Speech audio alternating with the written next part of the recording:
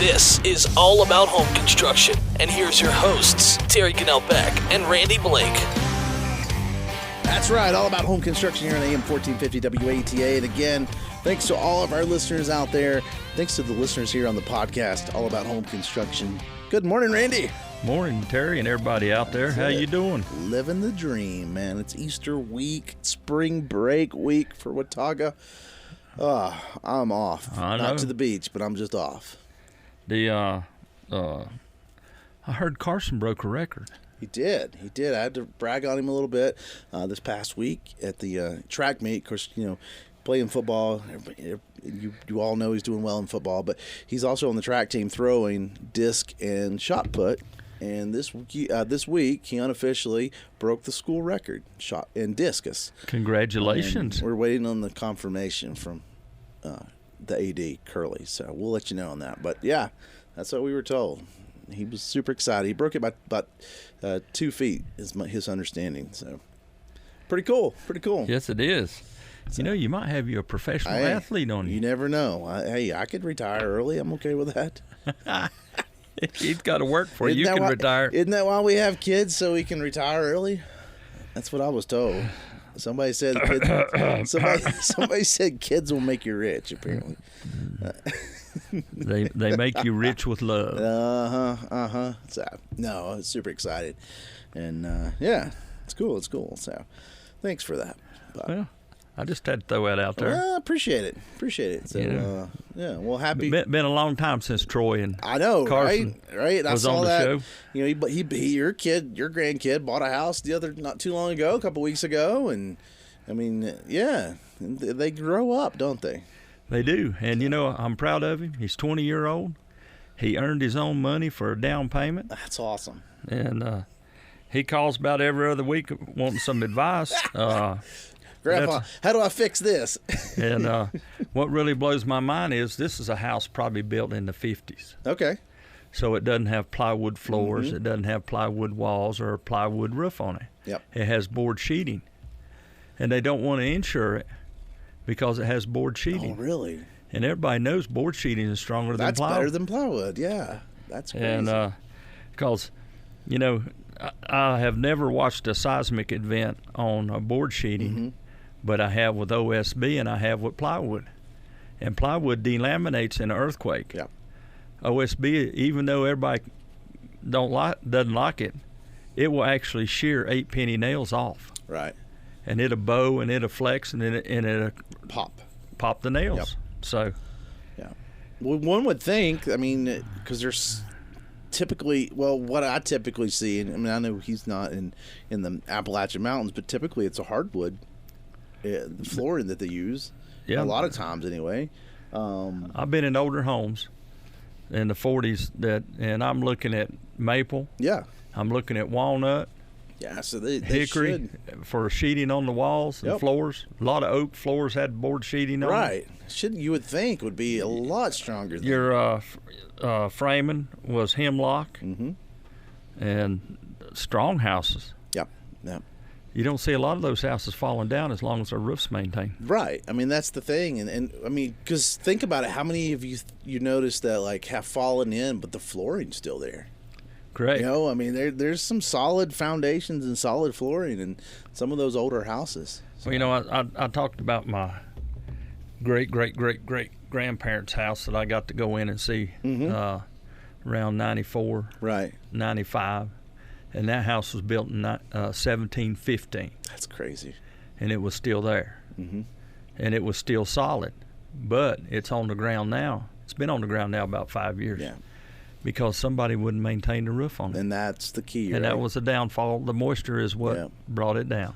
Yeah. That's usually what happens is the roof goes and then no one fixes the roof up on an old house like that. And then they fall. It's a shame. But some of those old houses, I'm telling you, if I don't ever play the lottery, but if I ever win the lottery, I'd love to buy an old house like that and just the only thing fix that it. Really is a big deal on older homes is enamel paint. Yeah. And it's the lead. Well, yeah, and depends on when you're talking about too. You got to worry about asbestos, that kind of thing. Well, the mentioned asbestos. This house has asbestos siding on it. Mm-hmm. It's asbestos concrete. Mm-hmm. That is exempt from the EPA as far as having a license to remove off your house. How come? Because it has more concrete than asbestos. It's embedded in. And we've removed quite a few houses over the years that has it on. Mm-hmm. You just go out there with a water hose and spray the siding down, And then pop. and you can either hit it with a hammer. What's even better is hit it with a sawsaw, metal cutting sawsaw Yep. blade. Then they just fall off and you catch them. Okay. But under EPA rules, you have to put them in a double plastic bag, and then it can go into a dumpster and go into the landfill. Okay. Well, there you go. And- And I guess as long as it's outside and wet, you don't have to worry about breathing it in and the Correct. dangers. Well, anytime you're messing with anything that has silicone in it, Yep. you want to wear a mask. Because Right. I truly think that one of these days that's going to come down the road as being a bigger poison for residential construction Right. than asbestos or fiberglass insulation. Remember when it used to make you itch? Mm-hmm. Well, that was still in your lungs That today. that can't be good for your lungs. I've always said that. And It doesn't taste good either, by the way. well, you can't eat it. It ain't cotton candy. Oh, it's not. It's not. Well, no, that you're right though. There's a lot that I worry about. I mean, isn't that the part of getting older though? Is getting wiser? And Correct. I mean, we when see you're, these products and they change. And, yeah, when you're young, you're invincible. Mm-hmm. How many times have you been over backwards and picked something heavy up, and then now it's like, oh, that was a bad choice. So yeah, no, I feel you on that. Well, just being a farm boy, you Yeah. don't need any help. Well, I got a splinter the other day, and then like it hurt. And I was thinking about it. I was talking about it. Like, I'd hate to see you at well, school with a I paper know. cut. I was like, oh man, there used to be a day that I would like, it doesn't need stitches. What was the old phrase? Like pour kerosene on them. Like Turpentine. Yeah, turpentine. Yeah. Yeah. Like I mean, there was the days when I was like that, but now it's like a little bitty splinter, and I'm crying in the floor. I don't worry about anything under 4 stitches. You can take it and put a little silicone in it. And super glue. Super glue. Super glue burns worse than silicone does. And but then you put a Band-Aid on it and draw it up tight. Yeah. And but it doesn't make your boobs grow. Just to let y'all people know. But when you're out on the job out in the middle of nowhere. Yeah. No, I'm with you. Yeah. know, Sometimes you just got to deal with it. I mean, how many times have you used duct tape as a Band-Aid? Or electric tape. Electric tape's better. You're right. And but everybody keeps electric tape in their toolbox and duct tape, but and all you got to do is draw it up tight again, because the minute that you put it back together, your body's starting to glue right then. Yeah. The hardest one I guess I ever had was when I got caught in a table saw. Ouch. And the doctor said I can sew it up, but I guarantee you by tomorrow morning the stitches all be tore out. Yeah. Because you're working, You're moving, right. and I was working, and I did, so I just had to keep it banded up. And but I did put one of those finger metal aluminum splint things over top of it, so my finger wouldn't bend. Yeah. And I learned to work with it. I feel like we should have one of those disclaimers, like the fast talking guy that says, "We are not medical professionals." We're not. We're just trying to make a living. That's fair.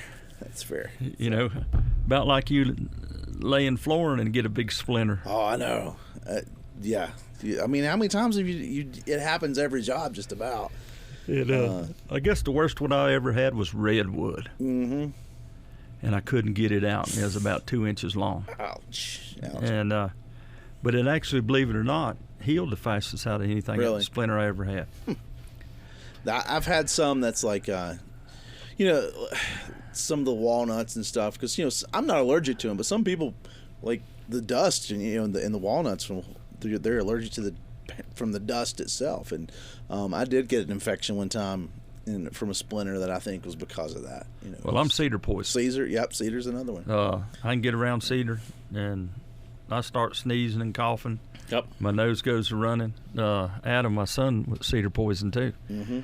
Never got it from cedar siding. Got it from cedar shakes. Yeah. and never heard of anybody getting poisoned from wood. The only one that really got me one time was a Brazilian. I think it was walnut, a Brazilian walnut. Probably had a different name, but we called it Brazilian walnut. And that one at the end, I was coughing and sneezing at the end of sanding that one down. But yeah, so I don't know. But anyway, we talked about wood last week with good old Brian over there at the New River Hardwoods. We appreciate him. So yeah, yes, we do. So you Randy's showing me a picture now. Speaking of Brian, and we're talking about a little bit about the chestnut trees. 4 of them's up. 4 little chestnut trees, but about as big as a pencil. But hey, no, they ain't even that big. They about the size of a pencil lead. But that's awesome. My seeds come in. Excuse me, and they all had a taproot on them about a ½ inch long, and I got them in. But they are the American chestnut hybrid, and me and Terry's talked about it over the years. Yep. And now they're coming out. Last year I missed the auction. The auction come on at 8:05, and by 8:20 everything was gone. Yep. And this year they sent me that email. I was on, ready to roll. Yeah, because at least they'll say they'll start producing seeds within 3 to 5 years. Mm-hmm. But the biggest thing they got to deal with is deer, because deer like to eat them. They taste good, apparently. No, the bark does. I wouldn't know, as I've not eaten. But I would love for my grandchildren to be able to see a real American chestnut tree. I'm with you. I would love to see it. I'm super stoked to see you get big enough to put them in the ground. So. Well, they was 2 over here in Boone. One about 8 inches at the base, and one was about 7 inches. And it's been probably 5 years since I seen it, but the 8-inch one was dying. Mm-hmm. There's one in Avery County that I've seen. Now it's probably been about 15 years since I seen it, but it was about 18 inches across. Nice. And it was still pretty healthy when I seen it. That's cool. I want to see one. To my knowledge, I never have. So. I have. Yeah. The blight did not kill the trees west of the Mississippi. That's really cool. So, yeah, I mean they're cool things, and I worry too. I mean we've got some the ash right now. Like I think ash. I'm afraid ash is going to go that way too one day if we're not careful. And, well, he talked about it last week about ash boreworm, I guess. Yep. We also have the red oak boreworm. Mm-hmm. Hemlocks are going. Yeah. Yep. Now, hopefully, maybe they'll get back on the hemlock. They think, they consider the black walnut.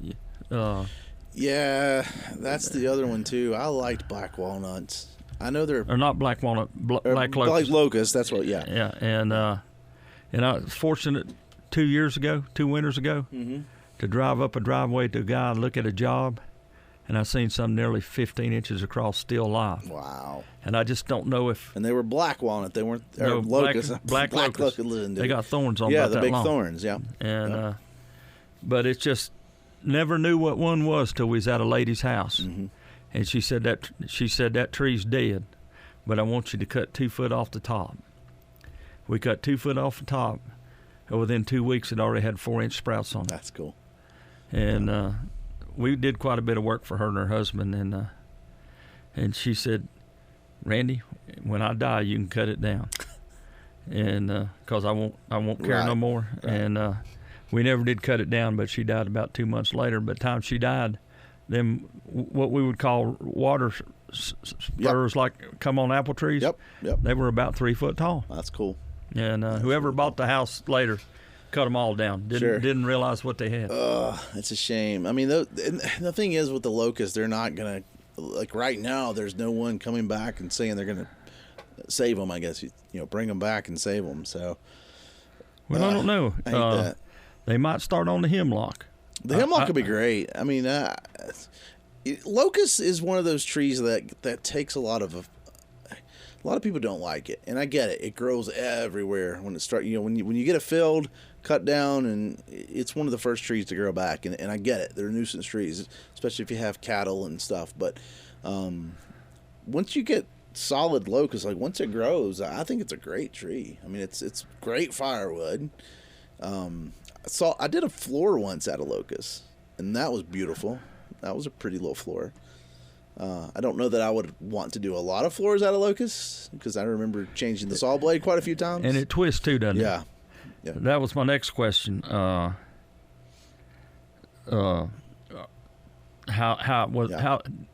did it nail down? I remember working hard on it, trying to get it all. And I mean, by the time it gets to that stage, it's been kiln dried and it's been, replaned and stuff. So it wasn't terrible, but it's how like a hickory wants to do that. When you match the tongue and groove, sometimes a hickory, you got to force it in and nail it down different. Nail it in the bows and stuff like that, the bends. It was kind of like that. It was a lot like installing a hickory floor, but it was hard. And I do remember hitting it, like the hammer. It's harder to drive the nails in.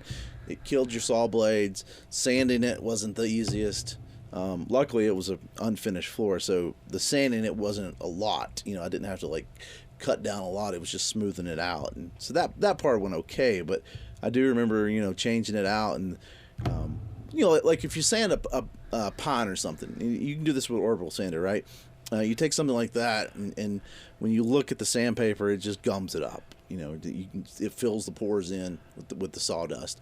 But I do remember with the locust, it basically burned it. You could see the burn marks in the sandpaper where it because of the hard and soft. Because it's hard. Yep. It was pretty cool. Pretty cool. So. Well, it says here efforts are being made to bring back the hemlock. Good. And I know I've talked about it on the radio over the years when I was out in northern Idaho, and seeing hemlock trees 3-4 foot across, just as straight as an arrow. That's cool. Was no twist in them like they are here. Mm-hmm. And come to find out they're all hollow. Every one of them. Rotted out. Yeah. Huh. Rotten from the inside. Yeah. No. About like the locust trees dying here. Yep. You can cut one down and inside of it's hollow from the black ants. Exactly. Well, that's been interesting. All right, tell you what, let's take another break, and we'll take our first break, and we'll come right back right after this. Thanks for listening to us. We'll be back. The Boone VFW Post 7031 is looking at making improvements to their Veterans Memorial Wall, and you can help. Here's Chuck. We could do engraved bricks to cover the memorial. It's in honor of the veterans who have served and some that have given their all for our country. And that's the one thing that we feel as the VFW that we can do to honor those who have come before and those who are even present today. But Chuck, what do we have to do to participate? You don't have to be a war veteran in order to be a part of this memorial. It's just that you served. What is the cost? That fee is only $50, but it's a lifetime investment. If you would like to help participate by honoring a family member, a friend, or a loved one, you can contact the Boone VFW Post 7031 at 828-264-9570. They are on VFW Drive just off of State Farm Road here in Boone. Thank you for all that have served. That's right. Welcome back, All About Home Construction. Thanks for listening to us here on the radio as well as the podcast, All About Home Construction. Happy Easter weekend, Randy. Happy Easter weekend to you. That's it. So I think it's almost officially spring. I know the calendar's already switched over, but it's this time of year that we get some, flowers are coming out and the chances of snow for the rest of the year get smaller. It does. I like it. I've not seen a lot of honeybees. No. This spring. Fair. And the barn swallows hadn't come back. Bluebirds come back a little early this year. But the red buds came out. The dogwoods have come out. Yeah. So, it's apples spring. have bloomed. Spring's in the air, man. And I was talking to HS last week about the bees. And he was talking about the devastation that's happened nationwide in this last year because of bees leaving the hives. And I'd like to know what's causing it. That's the $1 million question, I guess, for everybody wants to know what's causing beekeeper out there. Yeah. I know they're doing a lot of research in Washington State with mushrooms. Seeing if that would help fight the mite. Well, not necessarily the mite, but the medicinal properties of the mushroom. Oh, okay. And grind it up real fine and feeding the bees the mushroom. Nice. Not that kind of mushroom, Terry. I have always wondered, okay, I mean, you think about it. Mushrooms do one of three things, right? They make you trip out, they taste good, or they kill you. So my question is, the first person to ever eat a mushroom, which one of those three was it that made you want to go back and get the second one? Couldn't tell you. Or they liked the first one. Yeah, and then I was gonna say like that, right? I mean, that's the $1 million question. But no. All right. Well, speaking of food, because I'm getting hungry now that you're talking about it. Spring's in the air, so if I want to go eat dinner tonight on Saturday when this airs, we can eat at the VFW. Your Scots are there. Yep. The bad thing about the Scots are, them boys lost some weight. Uh-oh. All but one. As long as they're... Two of them's lost enough weight their kilts won't fit. I was going to say, as long as their kilts stay on now. And then one of them's gained enough weight that the kilt won't even fit him. Well, the Scots will be there. What are they cooking tonight? Beef brisket and pork barbecue. Nice. French fries or baked potato. Slaw. All right. And... staying out all night, Friday night and Saturday morning? I've talked them out of that mess. All right. I mean, I told them, I said, hey, guys, y'all got to get with the program.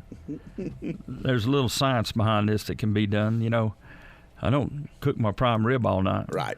And well, that's super exciting, though. I mean, I forgot the hush puppies in the corn. Yep. I know last year the barbecue was really good. So, again, you got beef brisket or pork barbecue. Baked beans, fries. Baked potato or fries. Baked potato, that's what I meant, sorry. Baked potato, I can't read. Baked potato or fries, coleslaw, hush puppies, and corn. And brisket's only $16 for the plate. And the pork, if you want the barbecue pork, $14. I struggle because I like both, man. You know, a lot of people in the last year has helped us out with coming to these meals and stuff. Damon's been working on the deck now that's been down for a while. Right.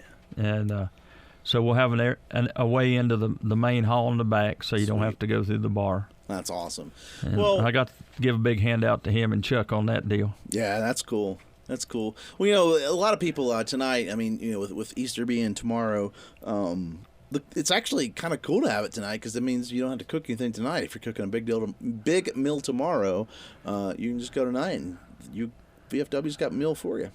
Correct. And like I said, we appreciate everybody that's been out supporting us. No, big shout out to them. And again, if you're listening to this, go by tonight. 3 o'clock, 4 o'clock. 4 o'clock. But I'd say that if you want fries, we could probably pull some stuff off at 3. All right. Good deal. A lot of the older vets like to come in around 3, get their plate and go home. Sure. And all right. You know, with college, is college going to be here? They should. Most of those kids will be going home for Easter. Because there's a lot of traffic in Boone for these guys in their 80s. Yeah. No. I mean that. Yeah. So traffic should be a little better tonight for sure. So that's cool. And next month. That's May, right. Steak night coming back. We need a drum roll for that. Steak night coming back. You know how many people's called me? You know, we had the Easter egg hunt the other day. Yeah. How'd that go? Pretty good. Nice. I know it was a little off the week ahead of time. We tried to do it for Watauga Opportunities. Yep. You know, my sister-in-law worked there till she passed, and so we tried to incorporate Watauga with awesome. The kids from the VFW for an Easter egg hunt. That's cool. And anytime we do a function like Christmas and stuff like that for the kids, we have Watauga Opportunities to come to. That's really cool. Well, I'm glad, man. I'm glad it worked out, but. I got you a little sidetracked there, but so the steak dinner next month in May. I can't even talk today, but in May, you're gonna have your steak night coming up. We'll let you know when, I guess. Yep. I can tell you right now. All right. In the meantime, while he's doing that, the cool thing is about these steak nights is you guys. Each time you do them, right? May 17th. May 17th. All right. And then, each time you do that, it's like it's always good, and the fixings that goes with it. Well, you know, we try to give the best meal we can give, That's cool. and for the best price we can give. Let y'all know, because everybody's complaining about beef prices and stuff. This last week, a 500-pound calf, that's 5 to 6 month old calf, went for $3.60. Right. That's expensive darn critter. It's jumping up. And especially number one calves. Right. So, well, cool. But one thing I would like, so I don't get caught flat-footed like I did last year, is you don't have to pay for the 32-ounce ribeye, but you do have to call in and let me know you want it. So that you can fix it. Because here I am. We broke a record last year, 85 meals. Nice. And I was out on the deck cutting 32-ounce steaks while I was cooking everybody else's. So thank y'all. Yeah, that's awesome. But yeah, give him a heads up for the 32-ounce. All right, that's fair. Well, cool. I'll tell you what. Why don't we jump back into a little bit all about home construction here? You were talking a little bit about hardwoods and stuff, and we kind of got off of that. And I got to thinking, like, when you talk about hardwood and softwood, right? And we kind of touched on this with Brian last week. What would you, as a contractor, what do you say is the difference between hardwood and softwood? The grain, how hard it is. You got different species have different hardness, and I got a scale here on my phone that I was trying to find. The Janka hardness tests. Yeah, and hard isn't always better. Yeah, that's the reason you don't see oak in framing or oak in floor joists, because the shear on them is not as great as it would be with a hemlock or a yellow pine or a white pine or a spruce. Right. And I really like working with spruce, because spruce is, for floor joists and stuff, is a little more consistent than yellow pine. Right. And you always get the twist with the yellow pine, but yellow pine is a stout piece of timber. Yeah. And but now they're saying, because they're fertilizing yellow pine, that it is not as strong. It's growing right. As spruce. Well, you know how they test that on the hardness scale? It's a like a little BB looking thing. Maybe it is a BB. I don't know, but they like shoot it into it, and that determines how far it goes, or how much pressure determines the thickness or the hardness of it, rather. I don't know what the scale means. Yeah. The hardest wood you can get is ebony, and that's what they put on the end of gun stocks. Yep, like a Brazilian walnut or ebony. Ipe is Brazilian walnut. That's a pretty high one. That's like 3,600 something. To give you an idea, again, I don't understand what the numbers mean. Like, I don't know how they come up with the numbers. I just know the bigger the number, not stronger, but the harder it is, right? Yeah. Red oak, to give you an idea, is around 1,200. Yellow pine, southern yellow pine's around 800. Yep. The one that really blows my mind is Douglas fir. Yeah. At 660. Yep. And because I like working with Douglas fir over cedar. Yeah. Right. Because you can span further. And boy, I can tell you one thing. Even though it's at 660 versus southern yellow pine at 870, that's still a heavy piece of wood to be toting around. Right. But, hard and versus soft, when we say hardwood versus softwood, it's not necessarily what we think of in terms of strong and stuff, because like balsa wood's considered a hardwood, botanical speaking, right? Yeah. When we talk about the botanical biology world, balsa wood, for instance, is a hardwood, but it's also 100 on that scale compared to that, that 800 yellow. One that surprised me is teak. Because every teak I've ever worked with is about as soft as poplar. Yep. But its hardness is 1155. Yep. It's right under red oak. Right. Which I knew white oak was stronger than red oak because the density. Right. Yeah. Well, for instance, it was mentioned last week too about how poplar, for instance, is considered a hardwood, but it's a relatively soft wood too. It's soft in terms of the hardness scale. Yeah. So, but yeah, I mean, I think it's kind of cool. I mean, we think so much we know of hardwood and softwood when we drive down the road and we see a tree in the woods, right? I mean, basically, the layman's term is hardwoods are going to be trees that lose their leaves. Softwoods are going to be trees that don't. Essentially, the pines and things like that, fir trees, for the most part. Right. But then there's a whole difference when it comes to pines on density. Exactly. So yeah, each wood is different, and I've often wondered. I mean, and I know the more science behind it, I know I get the why, but why don't we use, for instance? Okay, let's go back. I mean, chestnuts. We were talking about chestnuts at the beginning of the show. Chestnut was used for everything, framing all the way up to the sheeting, but it really isn't the best choice for framing. Well, most of the time,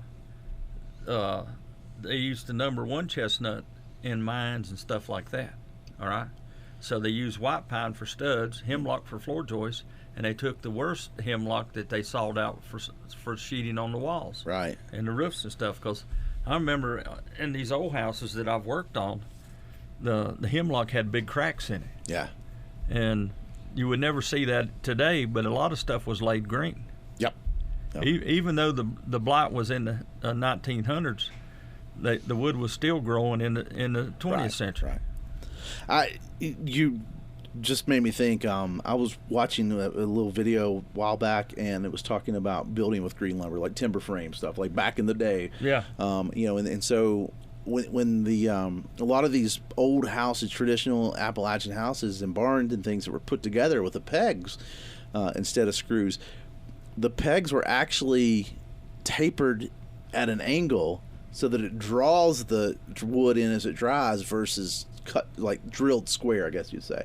In other words, the auger was a lot of times was put in a little bit of an angle so that tapered peg would go through it and draw it in versus correct square. Well, because today you think about it. If I go on your job site, you're laying logs, for instance, and you're drilling straight down, like you've got a square, some kind of jig. A lot of times that's getting that drill and going straight in.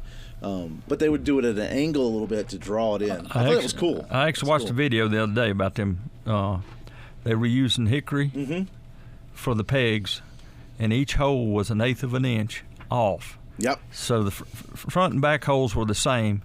The tenon was off 1/8 inch, and if you took a 1/2 inch dowel rod, and it was down to 3/8 on the end, and that's how they drew it up. See, I never knew anything about that till I watched the. I thought that was cool. Yeah, totally. The strongest softwood out there is a red eastern cedar. Okay. The aromatic cedar. Yeah, I was gonna say that's the one that smells good. Yeah, I mean that's the cedar. That is the hardest pine out of all of them. Gotcha. Once you get off the mountain, they use them for fence stakes. Yep. Oh yeah, because they're rot. Well, I don't know if rot resistant, but they're certainly rot-ish resistant, right? Yeah, like correct. They don't rot very well. They don't last long up here at all. Right. Then the next one is yellow pine. Then the next one is Douglas fir. Okay. And so that's pretty good. Sitka spruce is one. Mm-hmm. Hemlock. Actually, I should have said hemlock before the Sitka spruce, because they're a little harder. Yeah. Okay. Well, okay. So we're getting into a little bit here, like again, the hardness versus the strength of it, because they're not always the same. And for instance, I throw bamboo into this because I know bamboo is not a wood, but we think of it as a woodish product, right? Bamboo is a tough, like strong product. I mean, think about it. Like you think of watching the movies, right? We see people making scaffolding in China out of bamboo. Bamboo, correct. Multi-stories tall, and that just blows my mind. So it's a strong material. But when you look at it, if you do it on the Janka scale like that, like you do the hardwoods, it's considered a fairly soft material. But see, there you go with deflection. Right. So that's where I was going with the hemlock. So when you start talking about hemlocks, like for instance, going back to using them as flooring, floor joists or roofing pieces, like the shear strength And the deflection is a lot different than how hard something is. Correct. That's right.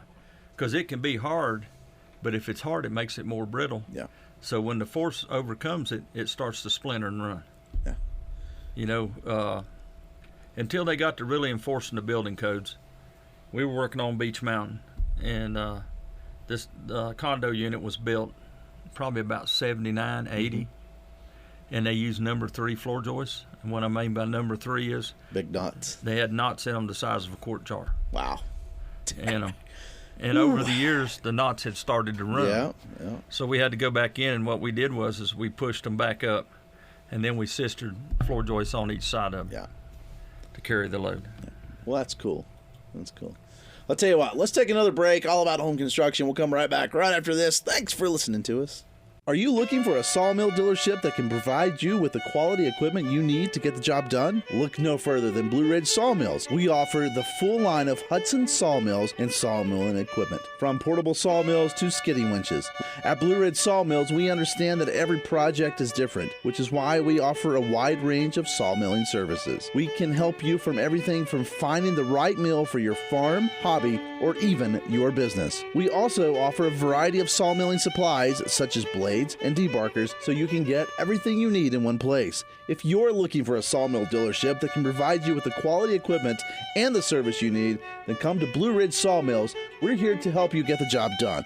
Call or visit our Cana, Virginia store at 276-755-3833 or our Asheboro, North Carolina location at 336-964-8304. That's right, all about home construction here on AM 1450 WAETA. Thanks for listening to us, and thanks again to all of our listeners, both on the podcast and on the radio. Of course, don't forget, Happy Easter, and tonight, brisket or pork at the VFW, 4 o'clock. Get over there and get your brisket, get your barbecue, whichever, or maybe both. You can have both, I'm sure. Yeah, we'll split it up a little if you'd like. You know, that's what we had a lot of people do. It's tough, man. It's tough. I like them both, but if I have to choose, I'm going to choose pork over brisket. If I have to choose, anyway. All right. I'm just a meat eater. I know. But anyway, all right. Well, speaking of eating meat, let's get back into wood. So, maybe I should start asking you next. Which wood's the best to make charcoal for briskets and charcoal for. Couldn't tell you. Buy a store-bought. I know. We have. I bought 40-pound of lump charcoal, and I got 20-pound of hardwood charcoal. Nice. And, that's usually an oak or something, typically. And I sort of kind of stole that from the vets. Yeah. And last steak night, and Slick forgot about it because we got so busy because we had people coming in. Just like the last meal. Mm-hmm. You know, we started 2 hours early because of people walking in on the fish fry. Yeah. Which that's a pretty easy meal to do. Yeah. And I'm going. Good. This one should be about ready, by that time too. In case, like I said, the elders want to eat around 3. Perfect. Well, come on in. We'll figure it out. The biggest thing is when we do the hardest thing out of these meals is the baked potatoes. Because I can't stand to eat an old potato. Or the opposite, one that's not cooked all the way. Correct. Well, a lot of people can deal with that, but I can't deal with an old one. I'd rather have an old one any day than a one that's raw. But anyway, all right, we won't get into talking more about what I like to eat because I know I'm weird. Yeah, that's because Terry eats everything well done. So this brisket and barbecue would be well done. That's fair. It's good to know. Good to know. All right, so when you're talking about wood choices, how many times in a house when it comes to general construction, right? So let's throw anything from framing all the way to the trim work. How often do you think of the species of wood instead of just the material? For instance, like if you need to frame something, like you're not, as a contractor, you're just getting framing material. You're not specifically calling out, I need spruce or something. No, like a stud. Yeah. We order by studs. Studs are always going to be spruce. Right. Okay. Now, there are building supplies out there that do carry yellow pine studs. I just can't get over the yellow pine twisting. Yeah. You know, like when we was walking in this evening at the VFW, Deb stopped and said, "Look at that board, how it's twisting." Yeah. And it was in the middle of the stack, and all the other wood's already off of it. And now here you got a 16-foot board on one end that's 10 inches up in the air. Right. Than everything else, which the UV rays is going to draw it. Yeah. Okay. And so it don't take long. And I was trying to explain that to a guy the other day because he was complaining about his LVLs had warps in them. Right. And I'm going, the sun draws everything. Yeah. If you got one that bad, roll it over and get it the next day. Yeah. You know, let the UV rays take the moisture out of that side. Yeah. And he said, I had to go get bolts to bolt it together. And I said, sometimes you got to do that. But if you pay attention to what you're doing, you can use the sun to your advantage. Sure. On the wood. Yeah. Unfortunately, in your profession, you got to acclimate it out of the sun. Right, and that's huge. And I think that's something when it comes to trim, right? Like, so that's the other thing. That question I was asking was, you know, when it comes to trim, there's a lot of times when you do start to think about, you know, what kind of trim. Do you want an oak trim? Do you want, you know, typically poplar you're going to paint? Well, you know, if you're going to do oak, you're going to drill it. Yeah. All right, and you're going to use, instead of using an 8 finish nail, you'll go down to a 6. Mm-hmm. Depends on what you're making. Right. You can go down to a 4, and that will make things a lot easier for you. Over the years, you know, we have sort of kind of, as far as a country, we've used up a lot of our natural resources. So there's a lot of wood coming out of South America. Right. And radiata pine is one of them. Mm-hmm. Radiata pine grows so fast it has hardly any grain in it at all. The grain might be an inch to inch and a half difference in it. Right. Yeah. You go to building supply and you see a 6-panel door. Okay, well that door is a veneer door, so they might have every junk wood on the inside. Right. They put it in a big. That radiated pine is so soft that they'll put it in a big press and press that the molding into it. Yeah. Press the detail of the molding into it. Yeah. I remember, and I cannot remember, Paulownia. There's some kind of tree that back in, well, this would have been back when, 15, 20 years ago. I cannot remember the name of that now. Paulownia, that's it, Paulownia.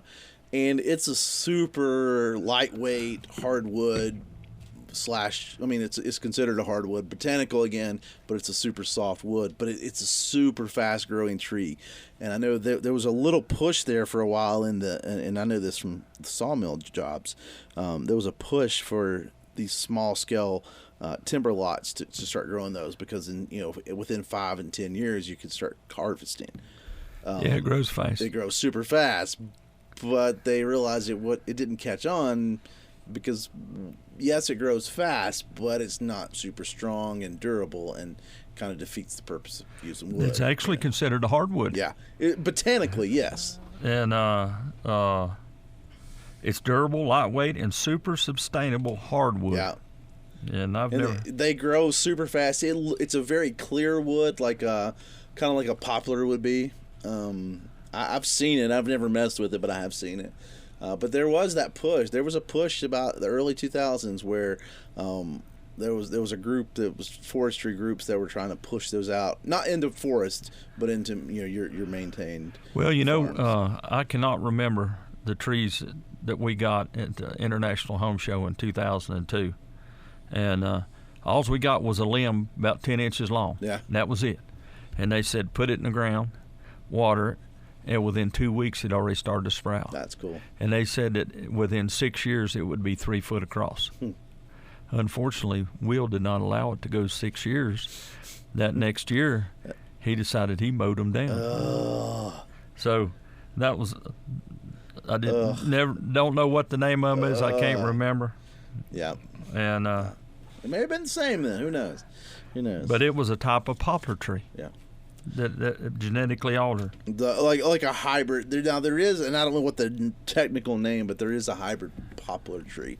I do know that. Look at that lady carrying that 8x8. Yeah, 8x8 and just carrying it like it's a 2x4. Yeah. Super light.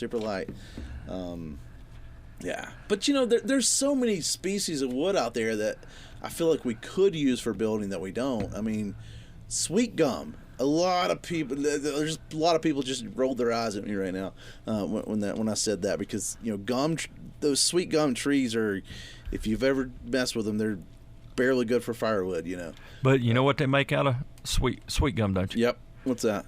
Not OSB, but they make plywood sheeting out of it. Makes sense. See, I don't know what a sweet gum is. I know what a poplar is, but they're in the same family. Sweet gums are a little harder. If you've ever split them, they're terrible to split if you have split firewood. In fact, we used to take some black gum and then... I've seen a black gum floor one time. Yeah.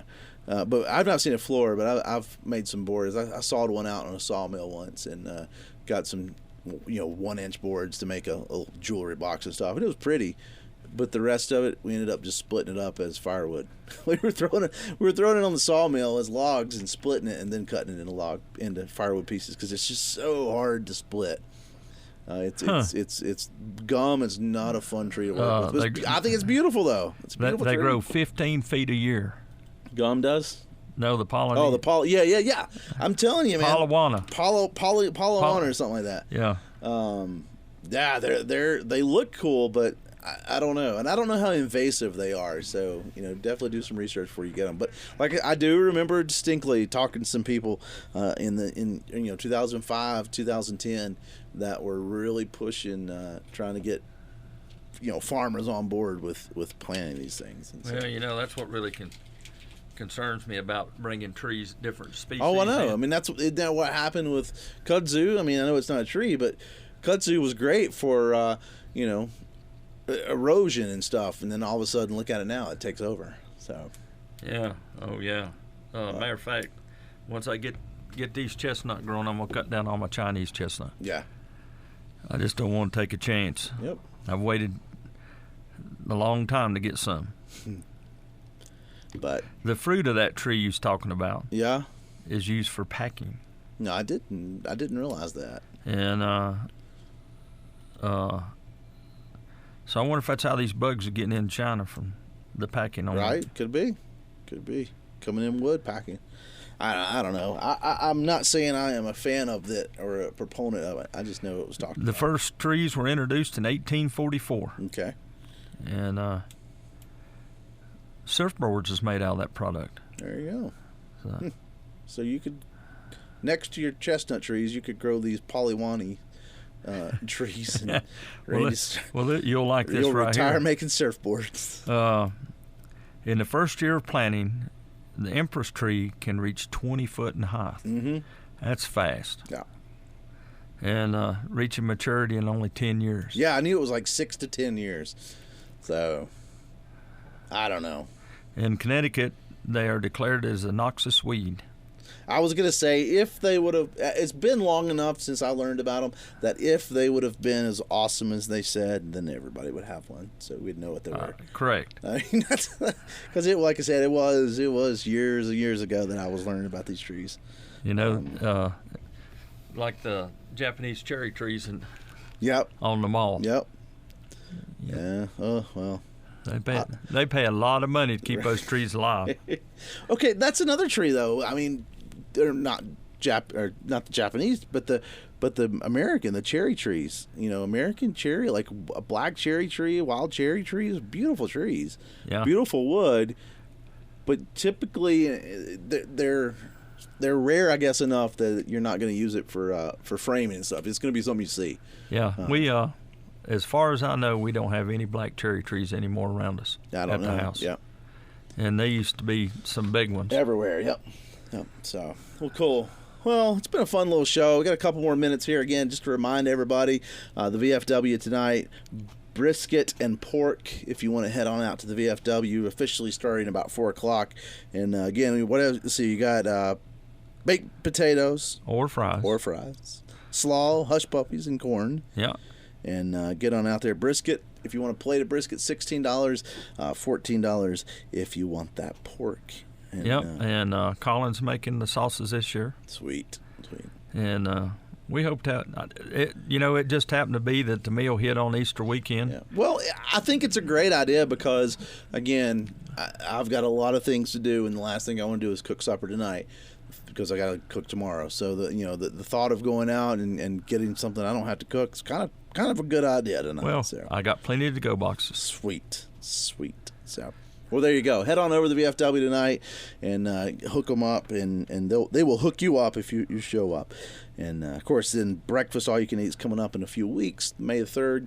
Get that one. Yep. Last breakfast we had the most people we'd had in a long time, before 9 o'clock. That's really awesome. And we thank everybody for helping us out. Nice. Well, good stuff. Well, don't forget, you can listen to this as a podcast again, all about home construction. We'd love to share it with some friends. So if you're listening to us on the radio and you want to share it with somebody, you want to go back and listen, please do. And if you listen to the podcast, just go ahead and share it and, do the whole like and stuff. And for the radio listeners, do the whole like thing. And don't forget, you can talk to us on Facebook, all about home construction, allabouthomeconstruction@gmail.com too. Did I get all the stuff? Did I check all the boxes there? I believe you did. I think we did. But no, we appreciate it. Thanks so much. And happy Easter. Yep. Go look for those. Actually, I don't think there's very many people hiding and dyeing Easter eggs this year. I think it costs too much.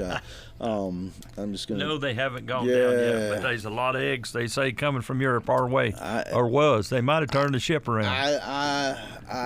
Good, I hope. I don't know. But yeah, so probably not doing a lot this year in that realm, but you can still have fun with it. That's what they make plastic eggs for. So, all right, man. Well, you take care, and all of our listeners, happy Easter, and I hope you go out tonight. Do me a favor, make it where the Scots run out of brisket and pork for us. So, well, cool stuff. Randy, I guess we'll talk to you next week. Take it easy, buddy. Bye. Thanks for listening to the podcast edition of All About Home Construction. We want to thank Skipper, Dave, and Bill for supporting the show. If you're enjoying this episode and you want to help us by creating some more awesome content, there are a few ways you can show your support. Subscribe and leave a review on your favorite podcast platform. This actually helps us reach new listeners and climb the charts. And please share this episode with your friends and family. Word of mouth is always the best kind of advertising. You can support us directly through our page on Spotify. The links are in the show notes. Thanks for listening to us.